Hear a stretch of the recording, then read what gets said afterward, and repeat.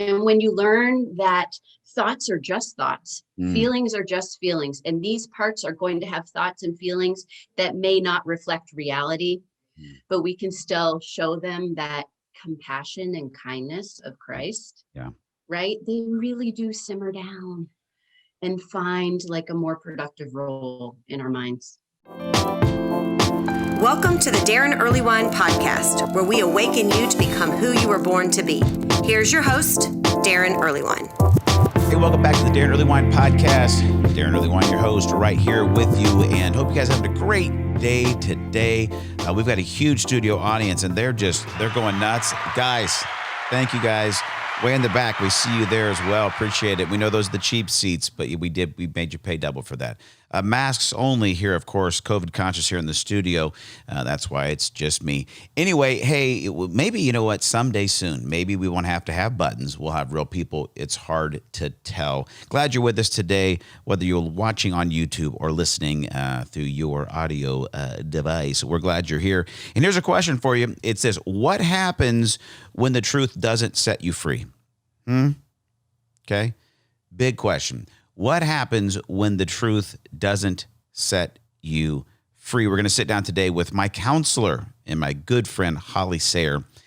You've heard me reference Holly, I think, a handful of times on the podcast because she is always helping me take steps to become who I was born to be. She's helping me walk through my junk, and she agreed to come on the podcast and take us through her journey, and it is going to get deep today. All right. So if you're looking for a comedy-laced episode, find another episode of the Daron Earlewine podcast. But if you are ready to get into the weeds and really talk about the idea of deep identity issues, this episode has the potential to set you on the path you need to experience freedom and healing, and it's going to be good stuff. We're going to get in that in just a second. I want to thank a couple of listeners. I want to thank Shanna.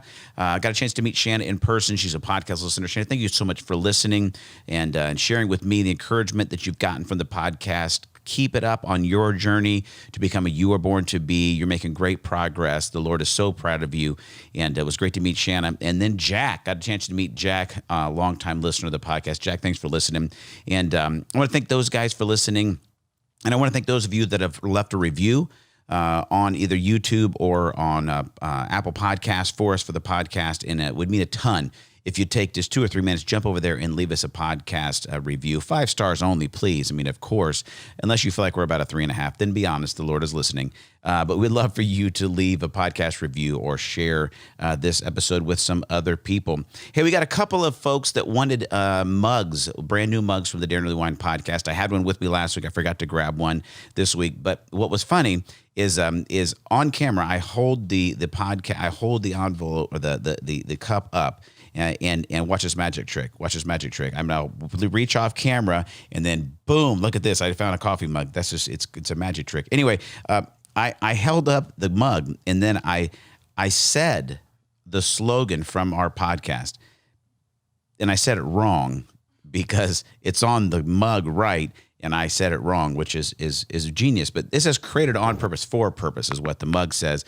And we're selling these suckers for $15. And you can make a donation at blackbirdmission.com/give, which is our nonprofit website. And if you do that and put in there in the memo that you want a coffee mug, put your address in there. We will mail you one anywhere around the world. You can have one of the fun, brand new, created on purpose and for purpose coffee mugs. We'd love for you to have one of those. So, hey, we're going to talk to Holly Sayre here in just a minute. She is my counselor. We're college friends, and we'll unpack that. But one of the things that Holly's going to unpack, and it was a little question I gave you today, was what happens when the truth doesn't set you free? And what I mean by that is that Holly was a pastor's kid, grew up in a pastor's home, and was doing it all right, was memorizing Bible scriptures. She'll talk about in the episode that she was actually had a form of OCD that was connected to religiosity or just being religious or doing the right thing. And so she studied, she was seeking the truth of God, the Bible, to set her free from some childhood wounds and some cycles of dysfunction in her life, some things that had begun to try to deconstruct her identity. And the normal spiritual answers of just read the Bible more or pray more, do more good deeds, they weren't actually helping, they were actually hurting. And it's because if we can't actually get to the root of some of the lies that we have believed and allow ourselves to speak the truth to those lies, oftentimes just studying the Bible more, it lays outside of the context of actually being able to apply to our situation.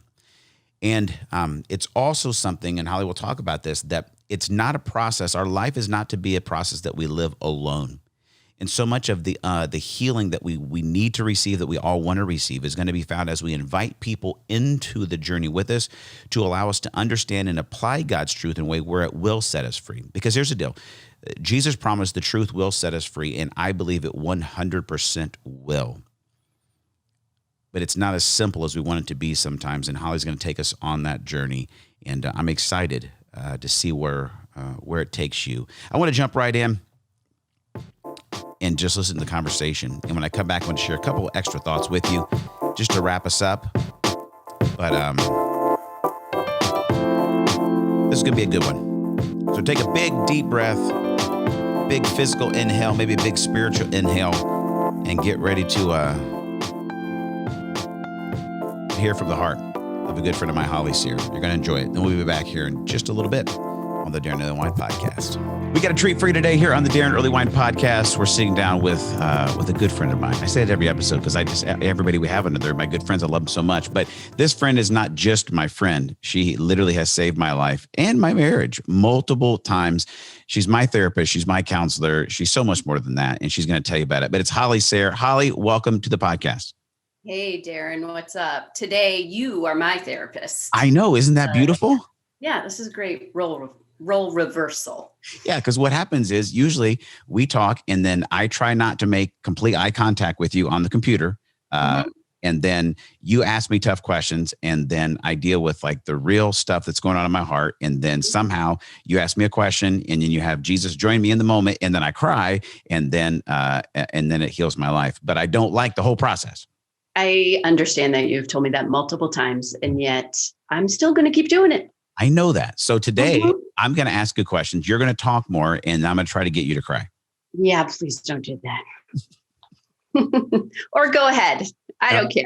I can't. I don't have your Jedi mind tricks that you do with what you do when I come to counseling. I'm not going to share my secrets here Please. Today. Isn't there some legal thing you can't tell everybody my secrets legally? Absolutely, I cannot. Yeah, you should be very relieved. Yes. God. Holly, you are my therapist, but you're so much more. We've known each other literally since college, which is crazy. So fill everybody in, give them a little bit more of who you are, where you are, what you do, and then we'll jump into some more conversation. Yeah. So in college, you were my drum teacher. And that was a fun little segment there that we had. This is true. And yeah, you are a pretty good drummer. Yeah, I love drumming. Obviously I love the music part, but then there's the therapeutic part too, of like using your body and your mind to like, just kind of let things go and using both sides of the brain. There's actually some therapeutic techniques in there that we use sometimes in therapy. And It's just all right there with the drumsticks. I didn't realize that it's probably the one thing that's kept me sane through my 43 years of life. I didn't realize that. It's probably it. You know what's embarrassing, Holly? And I whenever I have old friends, I like to just tell self-deprecating, embarrassing stories. I believe, I don't know that we had a ton of interaction in college that I remember until we started the drum lessons. But I think I dreamed this, but I hope it's not a reality. But I feel like maybe that I was teaching you drums, but I think that I may have really like awkwardly tried to hit on you while I was teaching you drum lessons. Is this a painful memory for you from the past? Well, I wasn't going to bring it up, Daron, to not, lay all your stuff out there. But yeah, I remember a little something happening there. Listen. You were a pretty big flirt. So I didn't, take it to heart. I didn't think I was the only one that you were hitting on. I just wanted to make everybody feel warm and welcome. Yes, I'm sure that's what it was. I apologize for that. It was appropriate at the time. We were both married. We were college students, right? Exactly. We were college students. Yes. It didn't work. You were not interested in dating me. You just wanted to learn drums. Dang it. That is actually why I was there. Correct. Understand. Okay. So that was college, but let's get past that.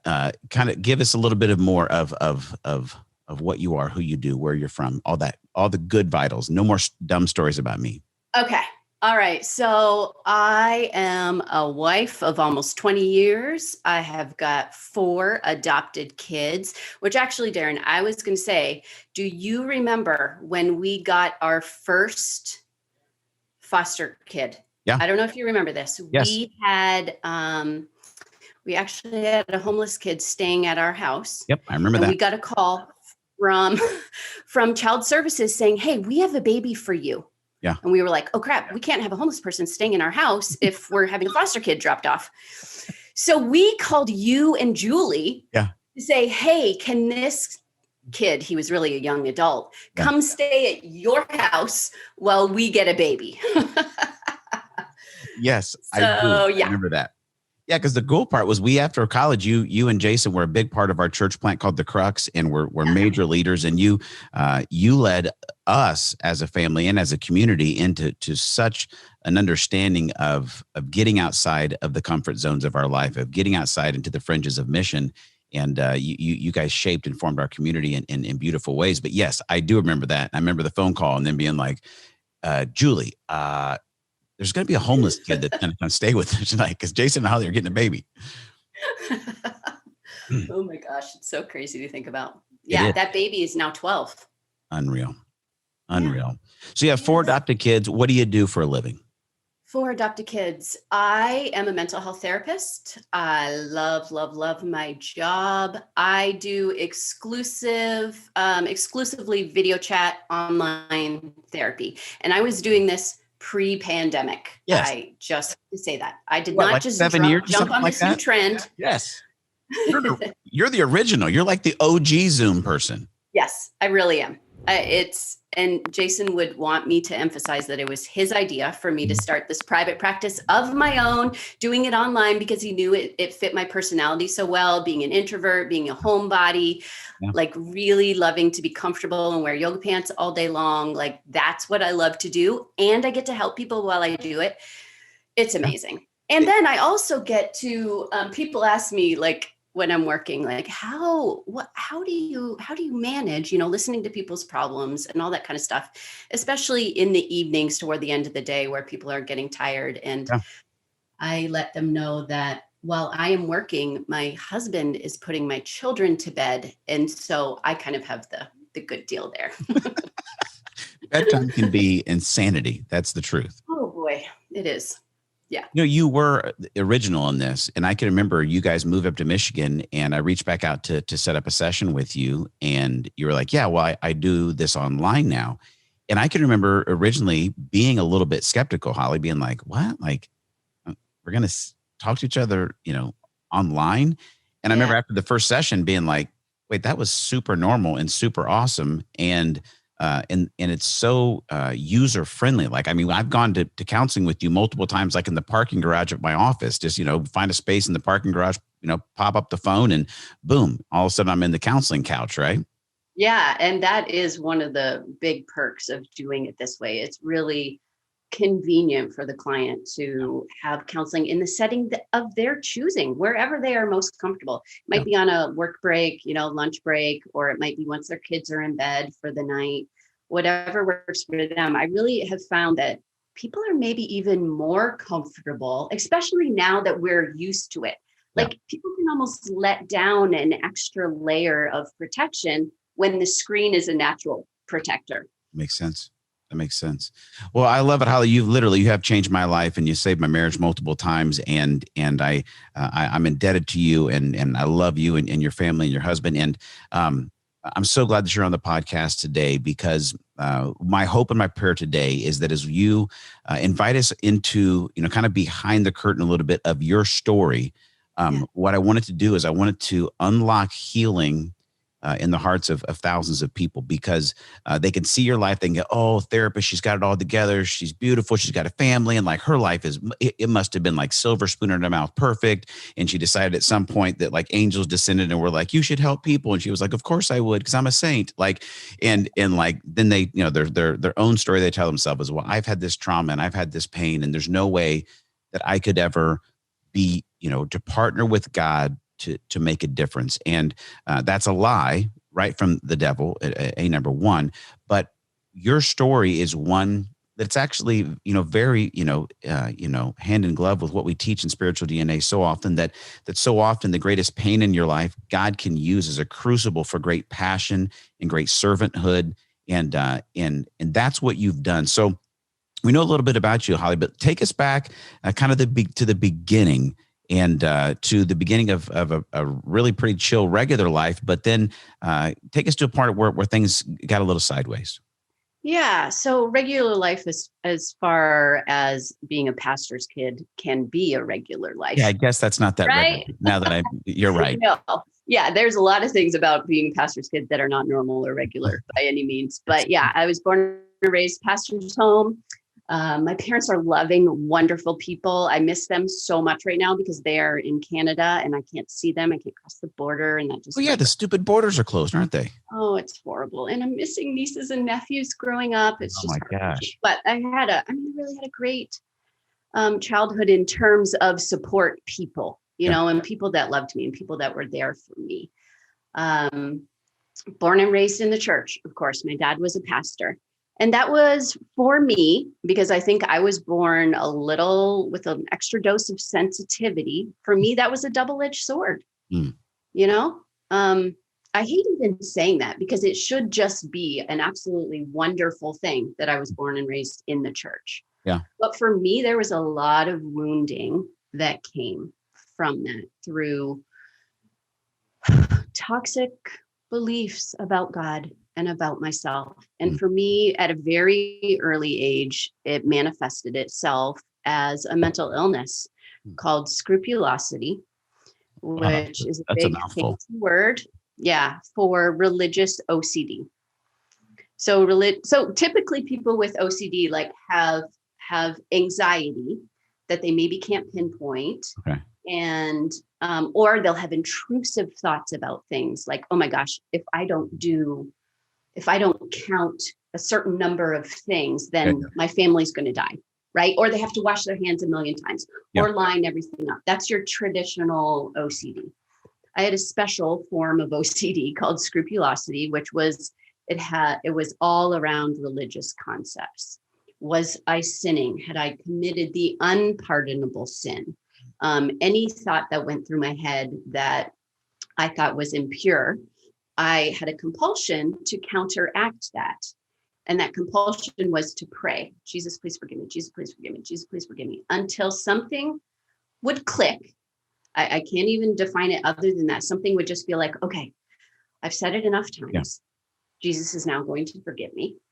And then I would, catch my breath for a minute until another so-called impure thought would pop into my head. And then I would start the whole cycle again. Well, I don't want to throw our denomination of birth, right, in under the bus.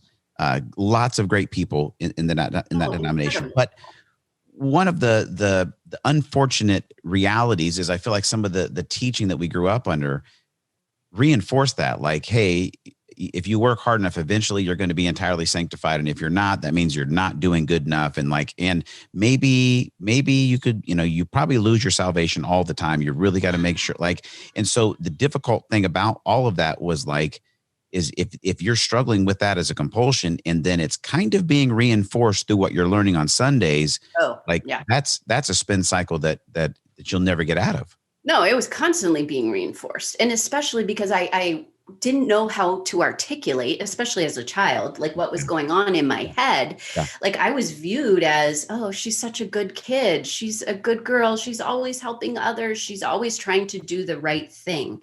And sure, those were outwardly great things, but it was driven by a mental illness. Like I remember a couple of things in particular where I was probably around 12, 13. And there was a short season where I thought it would be better if I just stopped talking, because if I was much more likely to sin if I spoke. So I would be safer, more likely to maintain my salvation that was, potentially going to be ripped away from me at any moment if I spoke. So I might as well just not talk. Wow. And were these things did you bring people into those thoughts, Holly, or was it something you were on completely carrying that burden on your own? I carried it alone for a long time. Hmm. There were episodes where I would be struggling with a scripture. That was another aspect of my scrupulosity, like trying to interpret what a certain scripture might mean for me in terms of my salvation, where I would like go to my dad because he had the biblical wisdom, and I would share those kinds of things, and he would talk me through it and help me try to understand why, this didn't mean that or the other. Right. And that was my parents being good parents, but inadvertently that actually reinforced the cycle of the thinking, because it made me think that if I could just resolve whatever was bothering me right then and there, then this mental illness would go away. But I didn't have the words, and neither did my family, of course. We didn't know how to define what it was that was actually happening. So a resolution was very short-lived, is what I'm trying to say. Oh, there was a pretty traumatic event early on that predates some of that I think you would say really triggered a lot of this, or at least gave it some pretty uncontrollable fuel. Can you tell us that story? Yeah, absolutely. I don't know exactly how old I was, but I know that I was under the age of 9 because I know where we lived. And as a pastor's kid, we moved quite a few times, Yeah. And I was in my dad's church, and there was an older teenage boy that showed some extra interest in me and would kind of lure me into some back Sunday school rooms where he sexually abused me. Like I said, this happened in my dad's church while my parents were there. They didn't know what was happening. Yeah. And that I did not tell anyone until I was much older, many years later. What does that do to someone struggling with what you were, to then have that kind of, what would have felt like such a shameful secret as a little kid? Yeah, I mean, I believed it was my fault. I believed that I was bad, that I should be full of shame, and that it was all the more reason to continually try to confess sins and seek forgiveness, because surely that wasn't something that was available to me. I had to continue to try to obtain that for myself. So it was this constant trying to figure out how do I clean myself? And you never told anybody about that when it happened? Oh, no, absolutely not. At what point in life did you begin to let people into the light of that? Because Holly, I think the reality is that the percentages tell us that, obviously you weren't alone in that we're not alone in that, like that sadly, some kind of sexual trauma in our childhood that is becoming far too normative. But I think what's almost more normative is that we hide it, we shove it down, we don't talk about it because we believe if we do, right, that we'll be rejected. Right. That's where shame begins to come in and try to bury us. And so, I don't know, I guess in a way to maybe help people take that first step if they're stuck in that, like what led you to the point where you felt like, I can't hold this anymore. I've got to bring this into the light. Yeah. The very first person I told didn't believe me. Really?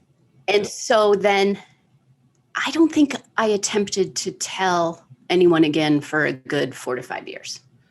So why didn't they want to believe you? Just because I have no idea, actually. I don't know. They just, as soon as I told them what happened to me, they said that didn't happen to you. I don't know why. It wasn't a family member. It was a friend. I really don't know. Maybe they were repressing some of their own memories. And so you finally get the courage after all these years to say, I got to get this out. And then what you received is, that didn't happen to you? Wow. So you wait another 4 Yes. years before you try again. Yeah. So then many years later, yeah, I waited. And around that point I was 16, and my parents had kind of like, they started to be a little suspicious because I was talking to some friends about things, and they pulled me aside and said, "You have to tell us what is this secret that you're talking about?" So I told them, and they were utterly stunned and shocked and couldn't believe it, of course, like any parent would feel when you learn that your child has been abused, which I believe the numbers are 1 in 4. Yeah, it's unbelievable. So Holly, the process, it takes a while to find, a complete healing. But how quick after you brought that into the light and begin to welcome Jesus into that, did you begin to feel some relief or some form of healing? It took me a long time, Daron. And I would like to add to that, it didn't need to take so long. I'm not sure I can pinpoint why it took so long, but it took me many years. In college, I started really diving into my own therapy and working on things. But some of the trick with that is, like, at Indiana Wesleyan, they were still fairly stringent about some of those Wesleyan beliefs that were fueling how I thought about myself and what I needed to do to be right with God. Yeah. Right. So like I wasn't able to find full healing until probably in my 30s, where, I branched out a little bit in terms of how do I find healing? Because for me, reading the Bible more or praying more was not the answer. And in fact, that was making it worse. Wow. And that's kind of the religious answer, right? Like, hey, you got some stuff you're working through, and hey, you know what? You just stand on the Word of God, read the Bible more, and you should be good to go. You should be good to go. Yeah. Well, I was doing that. Yeah. Compulsively. Yeah. Compulsively. So I guess to talk to somebody that maybe listen, it's at that space. Obviously it's taken you, much of your life to experience the full healing, but maybe somebody's discouraged because they're like, well, then I'll just stay in my shame. I'll just stay in the secrecy because I don't want to have to think about how long this is going to take. But is there power in taking the step to bring it into the light and invite people that are trusted into that? I cannot answer quickly enough that yes. And like I said, it should not have taken as long as it did for me. And I'm not kidding when I say this. This is not to brag on me. Okay. But sometimes clients come in and 1 or 2 sessions later, they have significant relief from their mental health symptoms because there's just some thinking that we have to tweak. There's a way, there's a thought processes that they have been stuck in, or a way of thinking that once we can pinpoint what that is, that brings the relief. And it took me a long time to find that for myself. But what you're saying, what I love is that it took you a long time, but what you've learned and what God's led you to understand now is you're able to help other people access it in a much quicker way. Yes. Beautiful. Yeah. I love it. Glad you articulated it that way. Yes. So you get to this place in your mid-teenage years where you begin to open up, where you begin to invite people into the trauma. And the great news, right, that we know is that Jesus was never not with you in this process. But where do things begin to go from there? How do you step into healing pretty quickly from that point, or does it take a while? I mean, obviously it's a process for your whole life, but take us through those kind of late teenage years. Yeah. So late teenage years, I was still pretty rigid, pretty scrupulous. I had found some freedom and relief and things that I could let go of. I went to college at Indiana Wesleyan, as you know, as we discussed earlier. And I've been thinking about this. I really don't know how I had any friends because I was not, I can't imagine that I was a very fun person. Like I spent most of my time studying the Bible and trying to memorize the Bible. I even lost an academic scholarship because I spent so much time studying the Bible. Are you serious? I am not kidding. I am not kidding. My poor dad, he called the school to try to convince them to get my academic scholarship back because of reasons that I just said. Yeah. Anyways, so my friends all thought that I was very devout. Like, look at how on fire Holly is for Christ. So in a way, like some of those behaviors were encouraged because that I was getting praise for like how devout I was. Yes. But truly, I was mentally ill. And I was stuck in that still. Now, I did start going to college or counseling in college. Okay. And that also sharing those thoughts and concerns and memories and all of that stuff with someone who is qualified to help me walk through them really started that healing process. Was there a moment, Holly, because obviously that takes years, and that's tough to hear, right? Because if we're at a place where we're maybe on the front side of that, where we're beginning to realize there's trauma, I've not dealt with it, I've got to start, is you want to hear like, I opened up and it was like 6 months later, it was like I was perfect, right? That doesn't happen. It's a long journey, right? It is, but I don't think, but I'm going to interrupt you because I don't think it has to take years. I mean, the journey of like constantly growing and healing, yes, but to experience relief from a mental illness, that does not have to take years. That's good to hear. Yeah. Really doesn't. It's hard work. You've got to be willing to dive in and do it, but it doesn't have to take that long. So you begin to experience that. At what point in that process do you begin to catch maybe a vision or a dream or just an idea like, you know what, I think I may be uniquely gifted to walk with people and unlock healing for them? Yeah. So when I was in my graduate program, getting my master's in counseling, I remember just a sweet friend saying, Holly, you are just really good at this, which obviously I still remember those words of encouragement that like, this comes naturally for you. You're great at hearing what people are saying, and you're good at telling people hard truths without crushing them, right? Which is kind of an important part of my job, is to be able to challenge people with things that they don't want to hear. Yeah. So definitely in grad schools, when I came into that like comfort level of, this is something I really want to do with my life. And then as I was in the field, I really started developing a passion for helping Christians undo some of the toxic beliefs that can sometimes come from being in the church. Do you want to hear some of that?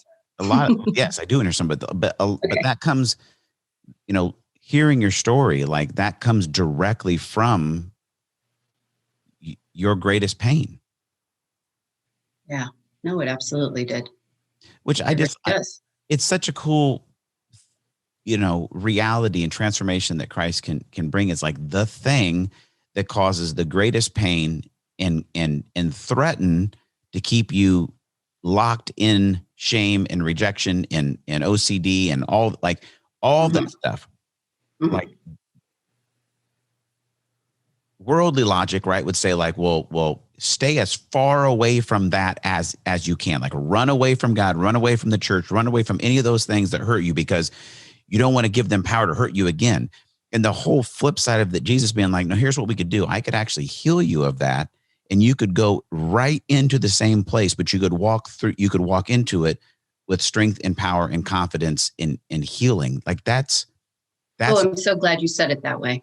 That's really a really powerful way to put it. Yeah, because I knew, and I still know to this day, I need Jesus. Yeah. I need God to be close to me. I need to know he's near. And how can I experience him apart from all those toxic beliefs that I used to have? Because the God that I used to believe in no longer exists in my mind. Because that God was scary. That God was ready to torment me. And I don't believe in that God anymore. That God was unbiblical. Yes. Yeah. So what are some of the, you said, you asked me if I wanted to hear some. What are some of them? Hit me with them. Okay. So here's some of them. All right. One of them that I see a lot with my clients is that we should love ourselves last. And I'm pausing there for a minute because I think this is a pretty dominant one that can take some unpacking. We're taught, like, even that JOY acronym, remember, Jesus, others, yourself. Like, that's the order of how we're supposed, how we will achieve joy. Yeah. It doesn't really work. No. And even Jesus said, love your neighbor as you love yourself. Oh, so good. Right.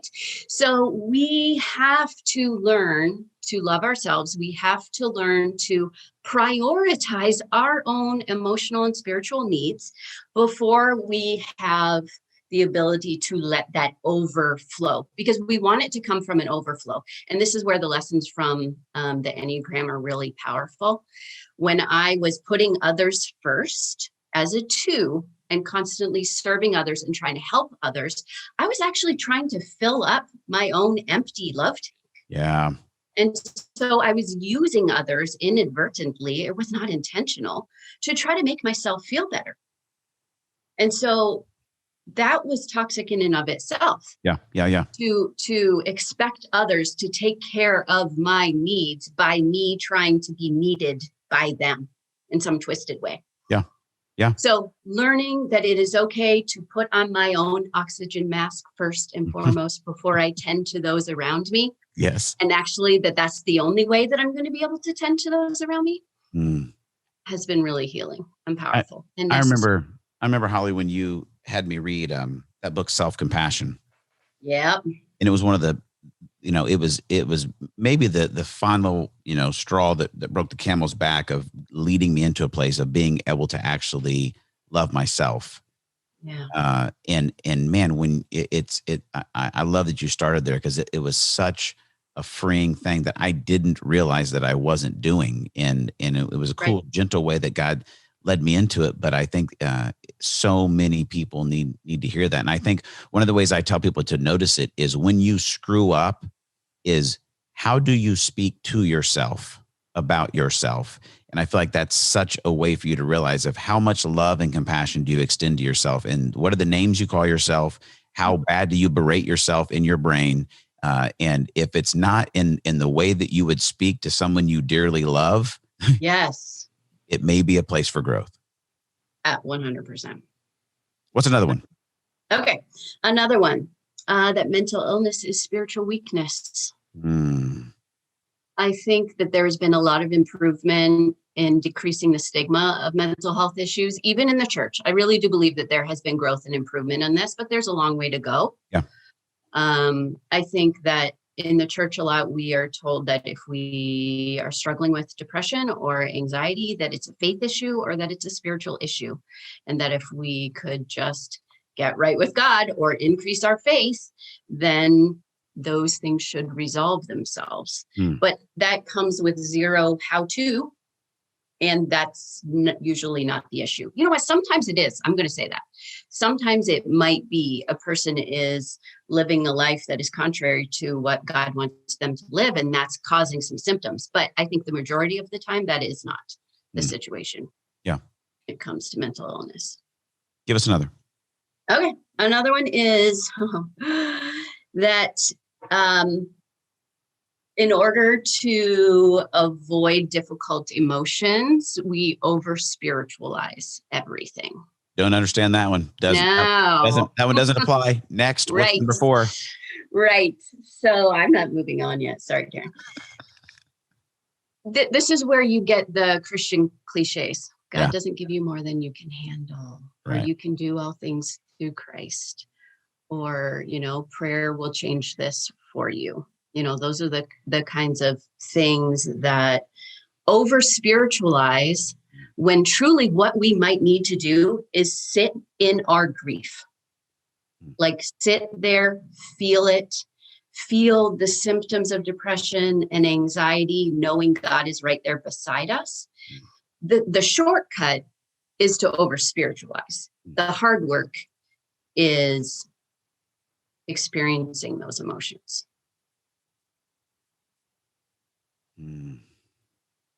Yeah, the Enneagram 7 in me says, nah, no thanks. Let's just, why would we waste any time being sad, right? Let's keep Why it would we? moving. It's truly a waste of time, right? Mm-hmm.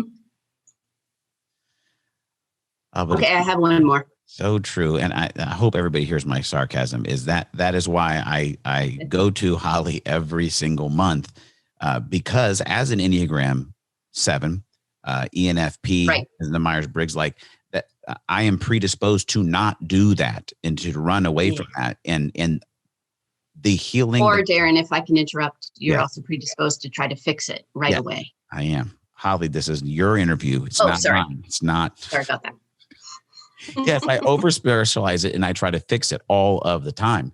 And I can't believe I'm saying it, but it has been such a gift to just learn to sit in the pain. And I love what you said. And I love the image of grace being this, the like we grew up, I feel, or maybe I'll just speak for myself, thinking that grace just meant forgiveness you didn't deserve, which it is. But when I got to understand, no, grace is actually presence. Like the grace of Jesus is that he's right here. He's present in it. And to step into a moment of looking at pain or trauma or whatever it may be, that has been brought into your life by someone else's actions, or that you have caused yourself, which I think sometimes is even more difficult to get over as you've looked at yourself sabotage your life, is to go, yes, I'm forgiven, but Jesus, we're going to sit here together and look at and sit in the pain and enjoy actually your presence here in the midst of the pain. It's amazing what that does for us. Can I share a really brief exercise that I do with clients Yes, to help you can. facilitate that? Yes, you can. Okay, so I have them try to locate where they are feeling the emotional pain in their bodies. A lot of times it's going to be in the chest or in their gut. And I have put their hand on that space.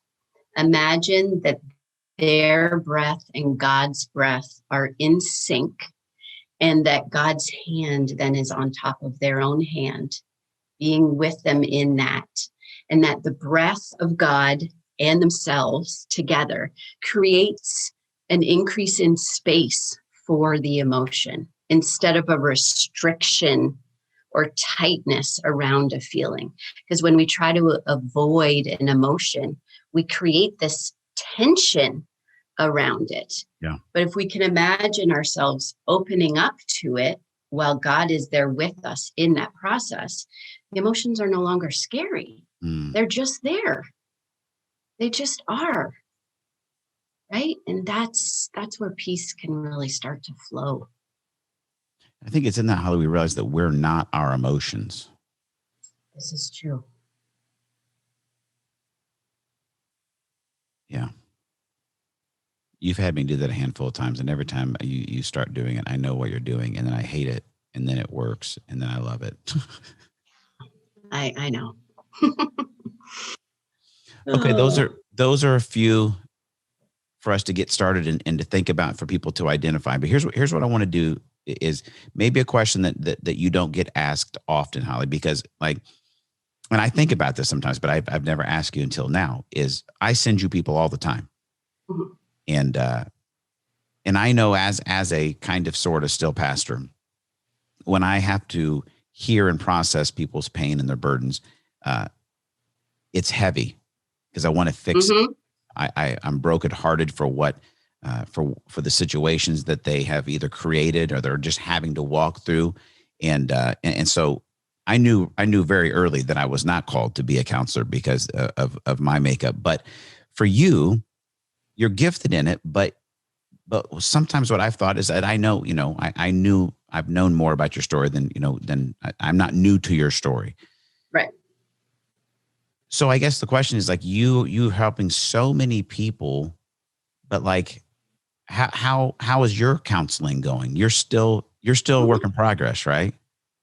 Heck yeah. So how do you stay progressing, and how is your process going in the midst of trying and not even trying and successfully helping other people access the healing presence of Jesus?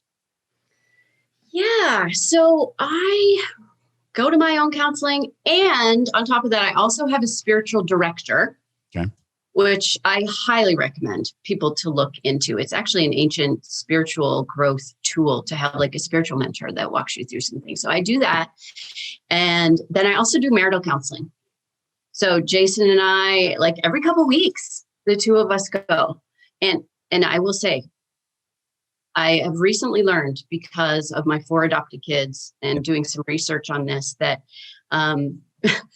families that have special needs children, those marriages are like, the divorce rate is 80 to 90%.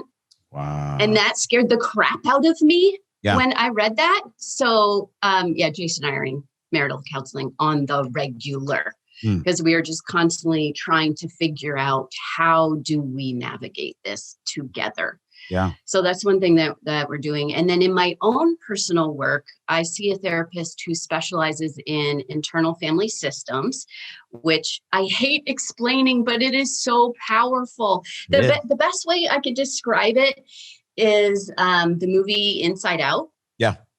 But then I have to stop there because I fell asleep during the movie Inside Out. And so I don't really. It's a good one. I love it. Because it's a great movie. I know. Anytime I start to explain it to clients what internal family systems is, they're like, oh, it's like the movie Inside Out. And I'm like, yes, I think so. I think it is. So my therapist and I work on my different parts that show up in various circumstances in my life. And I jotted down a couple that tend to be my frequent flyers. Yeah. I have a critic part that shows up, the Enneagram 1 wing, the 2 with the 1. Yeah. And I know you have the critic too, because the 7 goes to the 1. Yes. And he has a foul mouth. I've heard him talk. He is very critical, and he is very foul mouthed, especially when he's talking about me, to me, in my head. Yes. I've heard him. So my critic, she has toned down a lot. Thankfully, she's fairly quiet on most days, but she shows up when another part of me shows up, with who I call, okay, this is going to make me sound schizophrenic, but that's how internal family systems sounds, is you identify like different characters within yourself, but it's actually a normal human experience to say, well, one part of me feels this, but another part feels this. Yeah, it gives you handles, I feel like, of like, you know what I mean?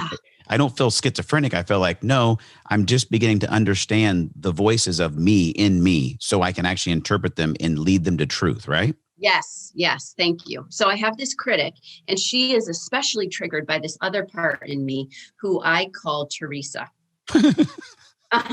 Because Teresa believes that she is a saint.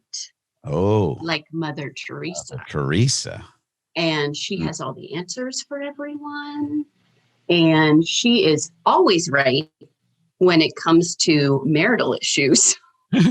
Or how we should parent our children. That's real fun to be married to, let me tell you. Yeah. So Teresa shows up and starts telling me how I'm right about everything. And then the critic is like, oh my word, look at how self-righteous you are. You better put a squash on that. Right? Yeah. So what I've learned in my therapy is when I can listen to both of those parts all the way through, hear them out, validate that they have some decent points and that they are actually trying to keep me sane in an insane world, right? They're trying to help me to cope and survive. Yeah. And what was I going to say about that? Yes. I don't know, Daron, I lost my thought. Yeah, well, we talk parts. I love it. You've introduced me to this in my counseling, and it has helped so much, because what I found, Holly, and if as you're listening to the podcast, you'll be like, dude, they are in the freaking weeds around. This is some deep stuff. Like, I just need to go have a beer.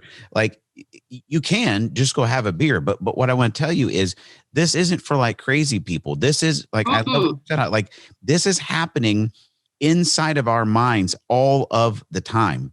And we have to normalize it. Yeah, because if we don't know, Holly, I feel like is, before you help me realize, like, these are thoughts and voices and personas kind of that are happening in my mind, is when they would speak, I would believe what they say, and I would think it was all of me that was saying that. Yes. And when you learn that thoughts are just thoughts, Mm. feelings are just feelings, and these parts are going to have thoughts and feelings that may not reflect reality, but we can still show them that compassion and kindness of Christ. Yeah. Right? They really do simmer down and find like a more productive role in our minds. So this is a tough question to ask somebody who has, say the word again, scrupulous. Like, Scrupulosity. there you go, scrupulosity. Are you happy with where you are right now? Yes. Short answer. No, I love my work. Mm-hmm. I have peace in my mind and my heart. Mm. And I didn't know if I was ever going to have that. Mm. My biggest challenge these days is being the best mom I can be to kids who have also been through trauma. Yeah. And when my trauma bumps up against their trauma, and we try to connect with each other, that's where I struggle the most. Yeah. But internally, that sense of peace that is in my mind, in my body, and in my spirit, I'm so thankful for it. So beautiful, Holly. I'm so grateful that you would allow us to come into such a personal journey of healing for you, because what my prayer for this episode, and honestly, we talked before, is I'd love to find a way that maybe we could beg you to come on like once a quarter, and we just we take on one topic, and you just kind of give us a counseling session, because I feel like I'm so passionate about normalizing the need, and I just call it coaching, right? It's like, Yeah. like, oh, I'm going to counseling, I must be broken. It's like, no, here's the deal. You are broken, and life is really hard, and you need a coach to help you process so much in life. And we're all broken. yeah, life is, I mean, what Jesus says, right? You're gonna have a ton of difficulties in this life. But hey, take heart. I've overcome the world, and I'm available to actually help you walk through it. And I think some of the most dangerous people in the world to themselves and the people they love are people that are unbelievably self-aware or self-unaware. Right. Yes. And what I love is that people could hear, oh, she's a therapist. Oh, I bet she's probably perfect. I bet she's never really had struggles. I bet she can't understand what I've been through. Or somebody who may be at a place where they're on the front side of their journey, and they're thinking, God could never do anything with my life. I'm too broken. I'm too whatever, that a life of significance and belonging are not in the cards for me. And to walk through your journey and say, no, here's the deal. No one is too far gone to experience the life change that Christ brings and the healing that he brings. And not only can you be restored and healed, but God could invite you to walk side by side with people to help them experience healing and restoration and renewal as well. It's such a beautiful picture, such a beautiful story, Holly. Sir, amen to that.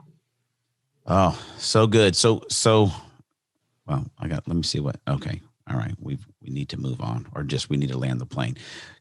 I won't make you say to it, like swear to it on the podcast right now, because then I'll held to it. But would you consider maybe being the resident, like, counselor, checker inner kind of person for the Daron Earlewine podcast? We just bring you in, we hit a topic, we get deep on it, and then we just help people, we just nudge them along the path to become who they were born to be. Yes, I will consider it. Yes. You guys heard it here first on the podcast. It's not a yes, it's not a no, it's just a consideration. No, I am not saying absolutely yes, because of boundaries. And I have to make sure that it fits with my mental health. I get it. All right. But you're considering it. That's all I needed. Yes. Yes, I am. Okay. One word of encouragement, Holly. Somebody is listening to the podcast right now. We'll close out with this. And they, the heart has been racing as they've been listening. Palms are sweaty right now. And they're anxious because there's some voices maybe in their head that are telling them, you can't hide, it's too much. They're feeling the weight of trauma or struggle or pain in their life. What's a word of encouragement you could give them to just nudge them to take that first step? Yeah. First, you're not alone. And second, what you are feeling is not permanent. Pain will not last forever. There is healing, and God wants to be with you in it. And there are people who want to be with you in it as well. So good. So good. If you want some information to make Holly your counselor, we'll see if we can find you a spot. How can they get in touch with you, Holly?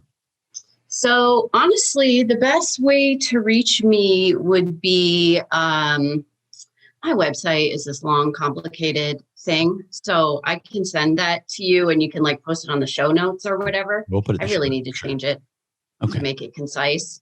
Yeah. So am I okay to give my phone number or no? No, let's not do your phone number. Yeah, let's not. So my email address is restorenewonline@gmail.com. restorenewonline@gmail.com. You get connected to Holly, and we'll put it in the show notes. You guys can click on that after you're done, and you'll be there and you can check it out. But Holly, Sarah, you mean the world to me, and I'm so grateful that you joined us today on the podcast. Thanks, Daron. It's been a good time. And we're back. I told you guys, I don't lead you astray when we talk about these interviews. Told you it was going to be the deep end of the pool. It was going to be the deep weeds today. But such good truth that Holly unpacks for us. And the scripture I want to share with you guys that I think is so foundational to what Holly just shared and the journey we need to go on is one of my favorites, Romans 12:1-2. Right, where it tells us, therefore, I urge you, brothers and sisters, in view of God's mercy, to offer our bodies as living sacrifices, holy and pleasing to God, that this is our true and proper worship, that our lives themselves, we lay them down as a living sacrifice to God. Why? Because in view of everything that he has done and everything that he is that's the beginning process of submitting our life to him. And then there's a very instructive thing that talks about here in this next verse. In verse 2, he says this, and do not conform to the pattern of this world, but be transformed by the renewing of your mind. Then you'll be able to test and approve what God's will is, his good, pleasing, and perfect will. To be transformed by the renewing of your mind. If you notice there in Holly's interview, right, she doesn't talk about major physical stuff that had to change. She doesn't talk about, that she had to work out more or that the battle was really in the physical realm. She doesn't even necessarily talk about the emotional side of things, that she had to fix all these emotional things. Now, and it's because emotions are rooted in thought. The process for her was a transformation by the renewing of her mind, believing what was true about herself, believing what was true about God, learning to understand that she wasn't her thoughts and she wasn't her emotions, that there was a deeper sense of self within her. And what I loved in that episode is when Holly talked about, it's taken me, well into my 30s to experience healing, but it didn't have to. And that she's had clients that have literally experienced massive life change and steps of freedom within 2 or 3 sessions with her. It's because they started the process of actually believing the truth and applying it to the lies they've bought into in their life. And it has led them in a powerful place of transformation. And that can be your journey. It may be your journey. One of the things that we're going to unpack here as we release Spiritual DNA 2.0 later this spring is we're going to add the Enneagram into Spiritual DNA, our online course, which you can get right now. You can get Spiritual DNA 1.0 right now at spiritualdna.me. You could jump into 1.0 right now, finish it, and then get 2.0 when it comes out later this spring. But one of the things that I'll unpack as we unpack the Enneagram is this idea of the construction, the deconstruction, and the reconstruction of our identity. And you'll see that in Holly's story, right? That the deconstruction of her identity began to buy into lies that she believed about herself that were based in childhood trauma. And your journey may be different than Holly's, although the sobering idea in reality is that 1 in 4 people have experienced some kind of sexual abuse in their childhood. So that means that there's a lot of us that are in that boat that can say, I've been exactly where she's been. And what happens is when the construction of our identity early on in life is based around a trauma or a wound that is based in some kind of lie, that is not something good from God, is not something true about us that comes from him, is we begin to build our life upon a faulty foundation of identity. And then we begin to deconstruct ourselves around that. And that's what makes life shaky. That's what makes life unstable, is because we're built on a deconstructed or poorly constructed sense of identity. We're going to dive into that as we look at the Enneagram going forward, because through the Enneagram, one of the things we find is that 3 of the core lies we believe are actually connected to the 3 triads of the Enneagram. The 3 lies are this: I am what I have, I am what I accomplish, and I am what others think of me. Holly is an Enneagram 2, which means she is in the heart triad, which means the core lie she believed was that I am what others think of me. And a lot of that drove her so it was what God thought about her and what others thought about her. And that's what drove a lot of that OCD need to do everything she could so that God would view her well and so people would see her as devout and good. And she had to go through the process of allowing God to reconstruct her understanding of what is true about her. That process took a lifetime, but the process can really begin to get jump-started as you begin to grow and construct your life around what God says is true about you. I love some of those false beliefs that Holly unpacked there, right? That we should love ourselves last. Gosh, that's so wrong, right? And the understanding of self-compassion and what it can do to unlock us. The idea that mental illness is a spiritual weakness. Instead of understanding, though, it's an illness that we can actually use our spiritual strength to grow out of, and to break free from. And then one of our other truths she shared with us, right, was that in order to avoid difficult emotions, we over-spiritualize them and use religious cliches. And that is a non-effective shortcut. I feel like Holly, she rang me up 3 for 3 on those, right? And that's me as an Enneagram 7, like I said in the interview. I don't like the negative. I don't like pain. But if we don't go there, and as Holly talked about, grace being present, stand there and look at the process in the presence of Jesus with his compassion, offering ourselves self-compassion, then we're able to allow him to be able to reconstruct our sense of identity around what is true, what is holy, what is noble, what was originally created. And I hope that that's the journey you're on, friend. So much of what we talk about on the podcast is about you finding your purpose, your meaning. And I know that some of you may be motivated to find that because you wanted to make a difference career-wise. You wanted to make a difference in the significance you have and the impact you make in the world. But what I hope that you are seeing as you continue to listen is so much of the impact that you want to have out in the world, it really begins on what's happening in your inner world and allowing that to be set right, that to be placed back into truth, that to be placed back into connection and relationship with God. And it's out of that you become the kind of person that will naturally be and accomplish the thing that God has created you to do. And so I want to end it today, and I just want to pray for you. I want to pray for you, and I want to just re-echo the words that Holly shared there at the very end, and then we'll say goodbye for this week. I want to remind you what Holly said is that what you are feeling is not permanent. What you are feeling will not last forever, and that there is healing, and God wants to be with you in it. And there are people who want to be in it with you. You're not alone. God's in it with you. And this is not permanent. It won't last forever. Let me pray for you.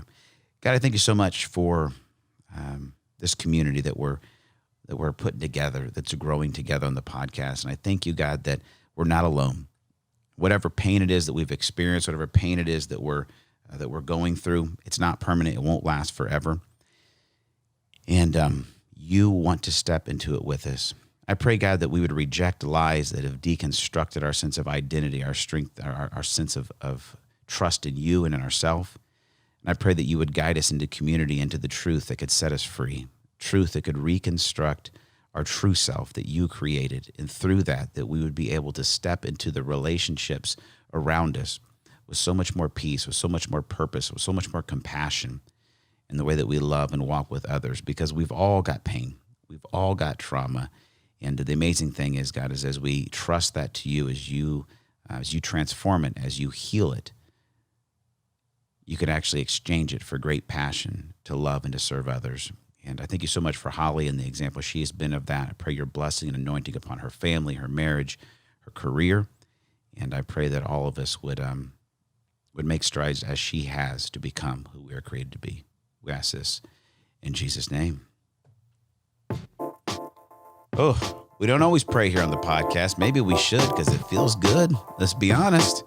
Woo. All right, y'all. Let's get out of here. Have an amazing day. Have an amazing week. Would love to hear from you. Once again, you can always email me, Daron, D-A-R-O-N, Daron at blackbirdmission.com. Send me a text, 317-550-5070. And if it's time for you to start becoming who you're born to be, head over right now, spiritualdna.me, get the course. Or maybe you're like, I just need a jump start. I need something easy. Then you can head over to get the 5-day jump start to purpose. And if you just go over to Born to Be, no, what's it called? That's it. You can head over right now to IamBornToBe.com and get the 5-day jumpstart to purpose. Head over there right now, and it's a 5-day audio devotional. You'll dig that. Check that out. And listen, if you have topics you'd like us to hit as we have Holly back in the future, email me some counseling topics you'd love Holly to take up in our next time we have her on here. And it'll be great. We'll be informed. We'll be transformed by the renewing of our minds. Have a great week. We'll talk to you later, right here on the Daron Earlewine Podcast.